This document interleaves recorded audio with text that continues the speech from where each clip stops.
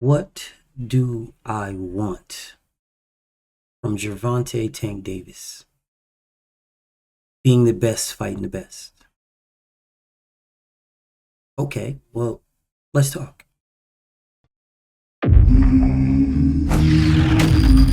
Straighter, not Yep. roundhouse right hand. And that's what we've been talking about. The straight shot is the one where he gets leverage on it. I don't want to kill Pull somebody back for a a little few bit. seconds. Nah, I want a body on my record. Now I want to see you fight motherfuckers. I do. All right, I'm with you.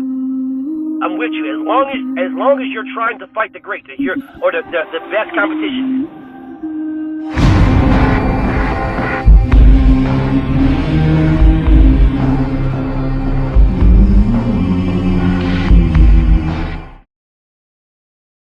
I am asked these questions because most of everything that does surround around Tank is about protecting him.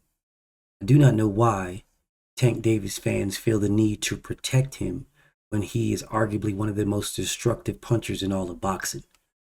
Like I don't understand why you need to protect a fighter from fighting. So you can say all day long the things that you don't want, things that you don't like, and the moves that are not good that Champ is making.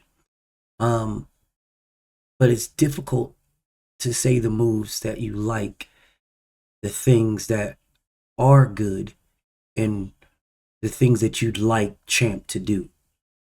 So this whole series that I'm going to do is about what I would want these fighters to do. Gervonta Tank Davis, you are the A side to every fighter from 160 and down. You can make any fight with anybody that you want because you're the A side. Everybody wants to fight Tank Davis, and rightfully so. Everybody should, whether it's for the notoriety, whether it's for the money, whether it's just to want to see how you would do with Champ.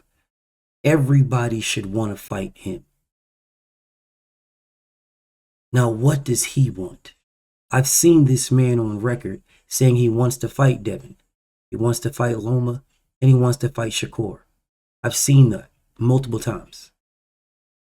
So, from my perspective, from my point of view, at this time in his career, we can talk about what he should have did, but we can't go back in the past.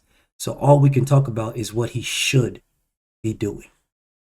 Now, what he should be doing, fighting Frank Martin, that's first off. It should be announced. We should be promoting it. We should be talking about it. We should be going back and forth about who wins. We should be talking about, because Frank Martin is a very good fighter. He's a very good fighter. He hasn't fought the best of competition, but he's a very, very good fighter. A lot of people are looking at this as a cherry pick because, Frank doesn't have the resume that you would believe or think that someone that's fighting a Tank Davis should have. Like a Devin, like a Shakur, Shakur's resume is decent, but like a Devin, like a Loma, or like a Tio. Those are the three guys right there. If we're talking about resume, Devin, Tio, and Loma, those are the three guys that Tank should be fighting. If we're talking about money wise and notoriety wise, then it would be Devin, Tio, Loma, and Shakur. Those would be like type of fights where Tank's going to get the biggest bags. And if we're talking about just skill for skill, just skill set for skill set, it should be Devin, Loma, Shakur, and Frank Martin. Yeah, Frank Martin is a very skilled fighter. So he absolutely should be talked about. We're saying skill set for skill set, right? The skill versus the skill for Tank, right? Because styles make fights. Frank Martin is in that conversation. Absolutely in that conversation. So we should be making sure that we're keeping him in that conversation. Because there's no point in degrading this fight or downing this fight. Now, we can say, how did he get it over other people? That's a very valid stance. How did Frank Martin get this fight over other fighters, over Devin, over Loma, over Shakur? You know what I'm saying? Over Tio, over Gary Russell.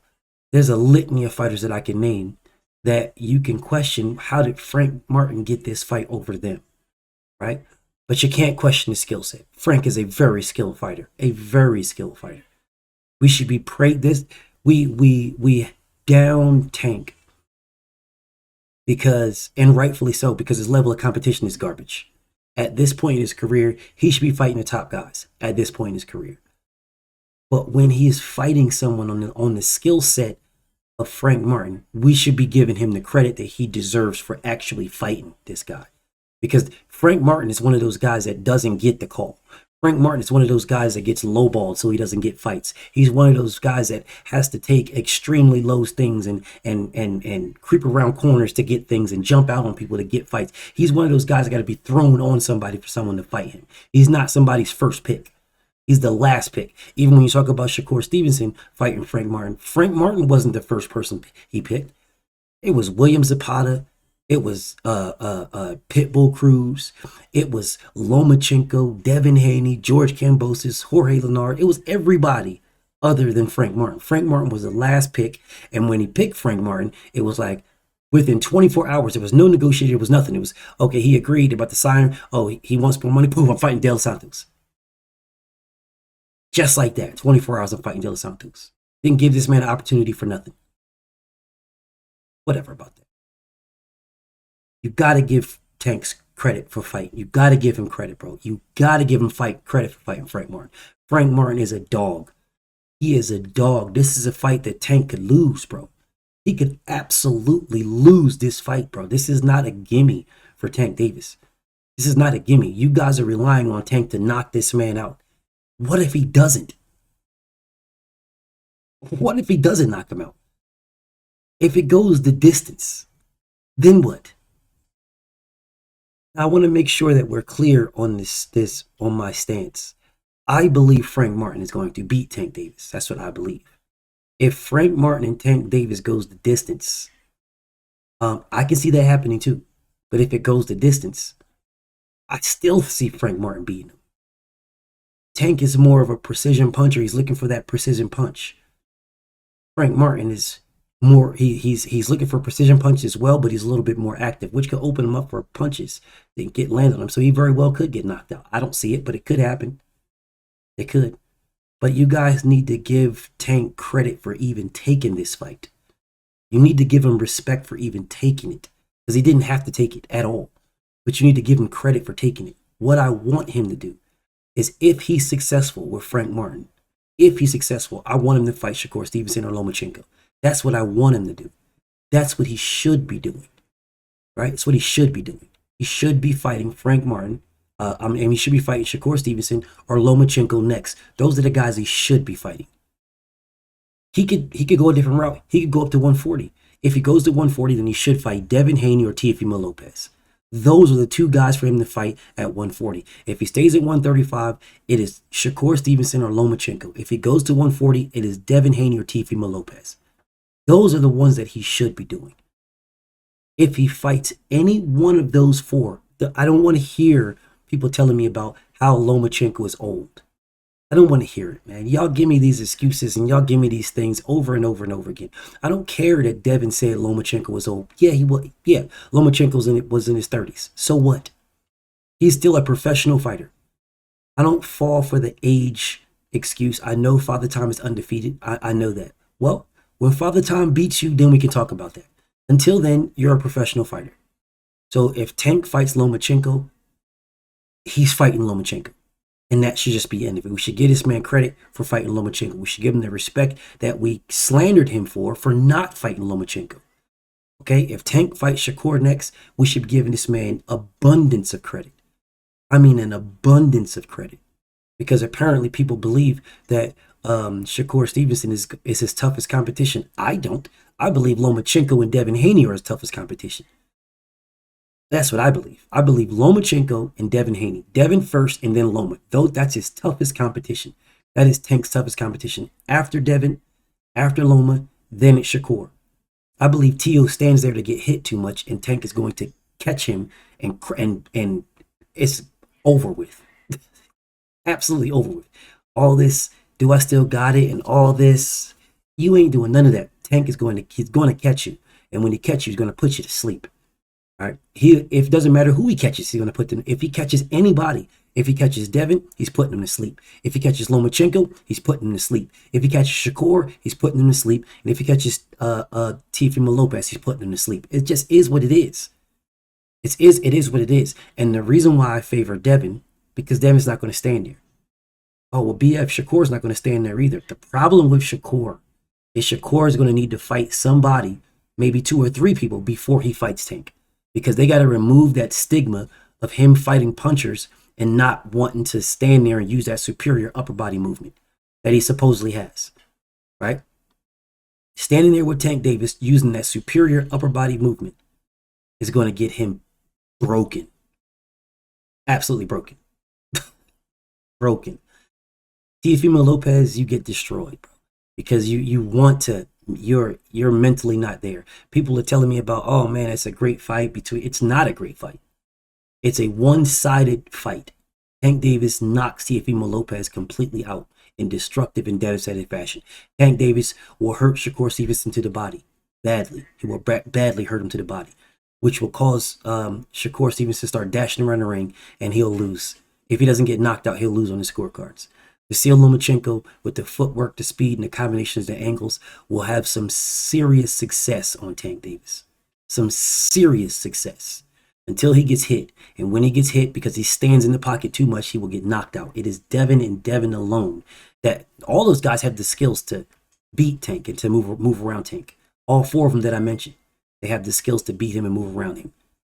But I told you the reasons why I believe. I do not know. I believe that those are the outcomes.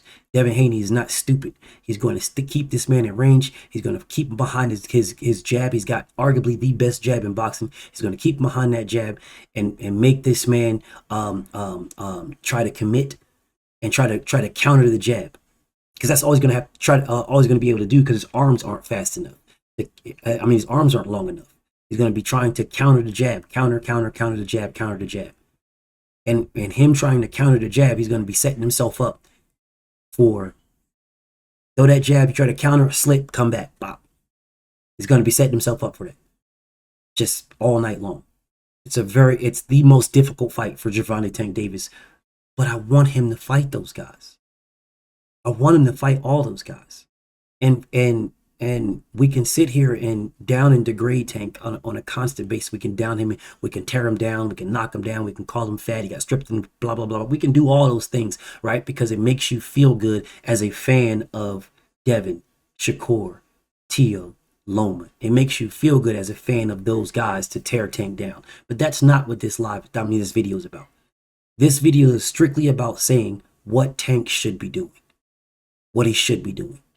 That man should be going after Devin, Loma, Teo, or Shakur.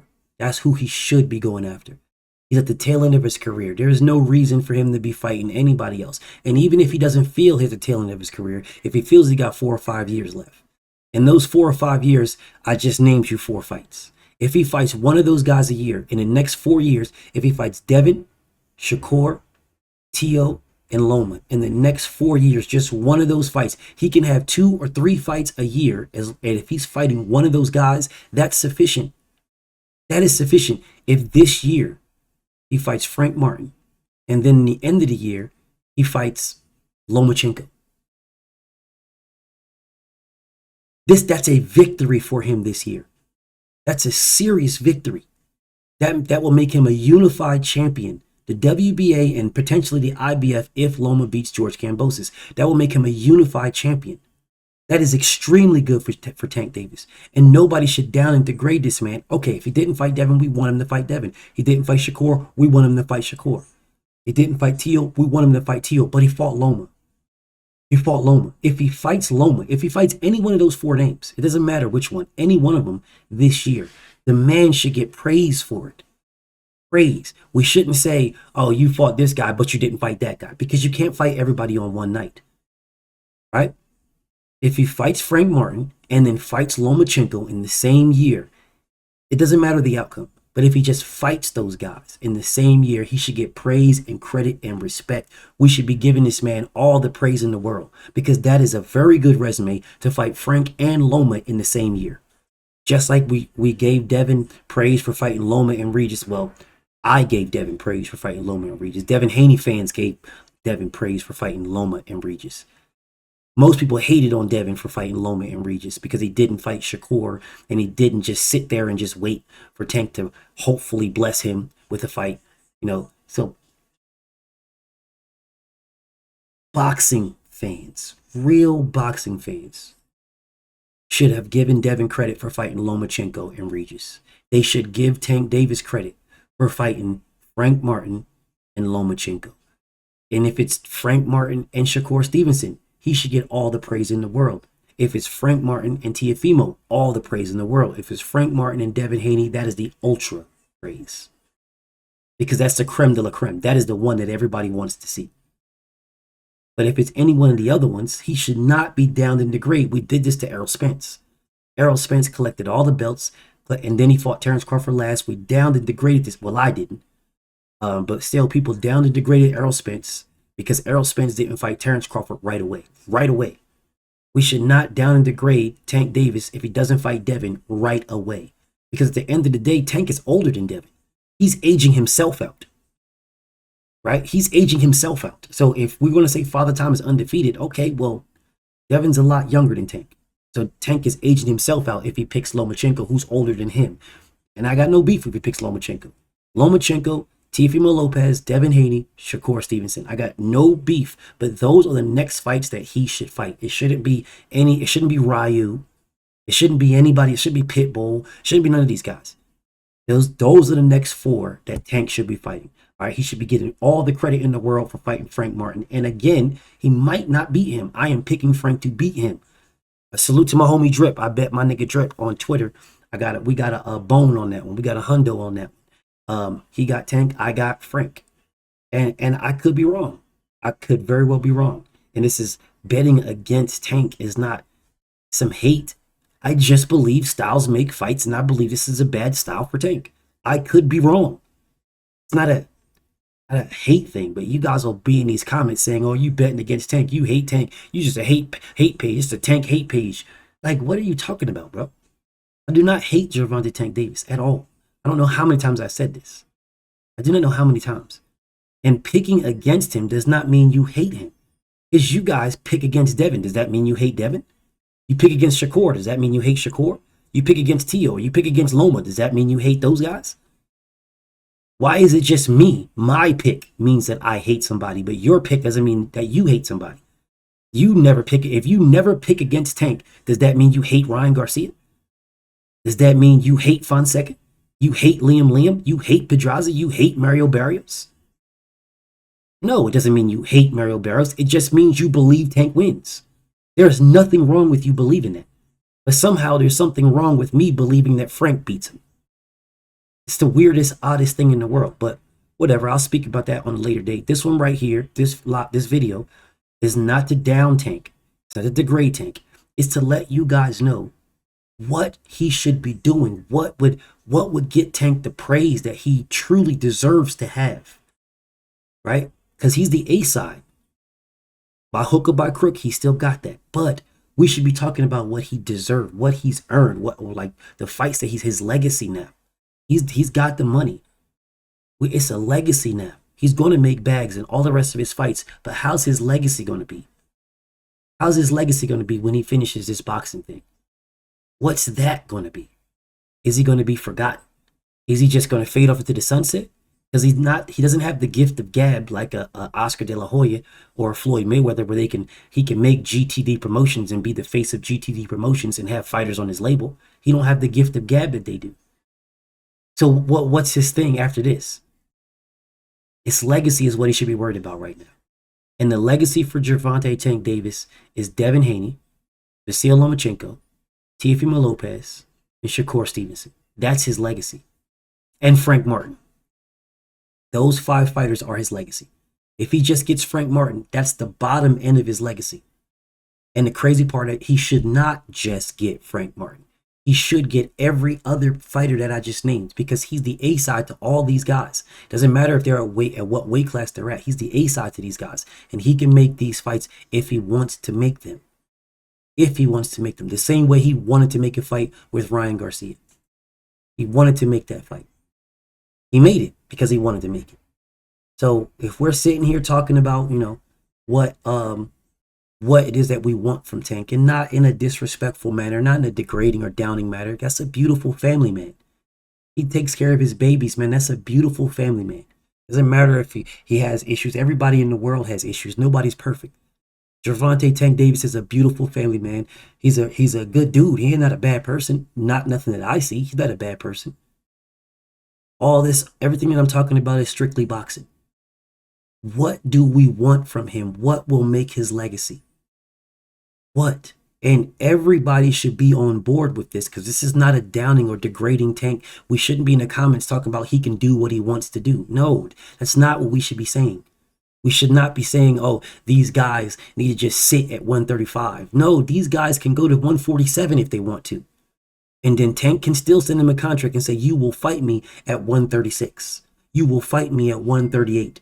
You will fight me at whatever. That's what he can still be doing. It doesn't matter if he's at 135. It's 135, 140, 147. Bro, that's like 10 pounds apart. 10, 15 pounds apart. But that's not, I understand. There's weight classes for a reason. I get it. But these weight classes didn't exist before. 140 didn't exist before. It was lightweight, welterweight. 140 didn't exist. So if it didn't exist before, then that means there was lightweights going straight from lightweight to welterweight. A la Roberto Duran, who fought at lightweight and then fought Sugar Ray Leonard at welterweight. So this is not a stretch. This is not, and then the guy that fought at lightweight fought Marvelous Marvin Hagler at middleweight. The guy that fought at 35 ended up fighting Hagler at 60. So if skills pay the bills, no problem.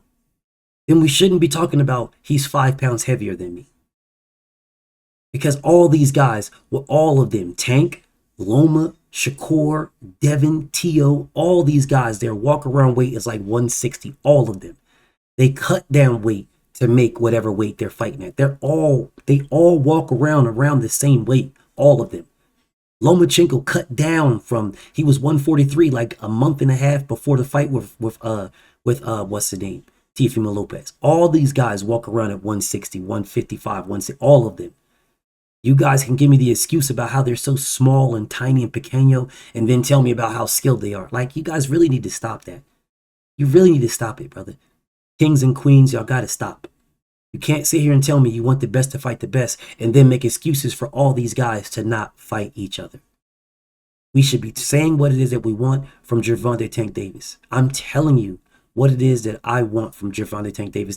There's no beating around the bush. I'm not hiding anything. This is what I want. These are the things that will make this man's legacy. These are the things that will put this man back in high standards, high regards, and diehards, boxing diehards' minds. He's undeniable if he fights Devin, if he fights Shakur, if he fights Tio, if he fights Frank Martin and Lomachenko. He's undeniable. And it should not even be, we should not down and degrade this man at all if he gets these fights.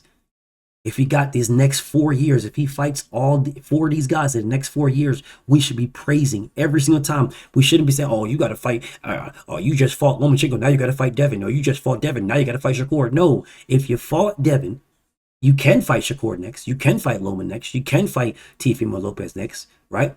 You can. But if you don't, we shouldn't degrade the man if he fought one of these guys. At least one of them. At least one.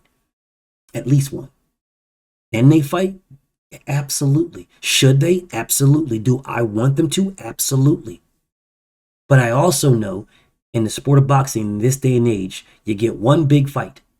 And then the next one is a stay busy or a tune-up or whatever terminology you guys want to call it. Unless your name is Devin Haney.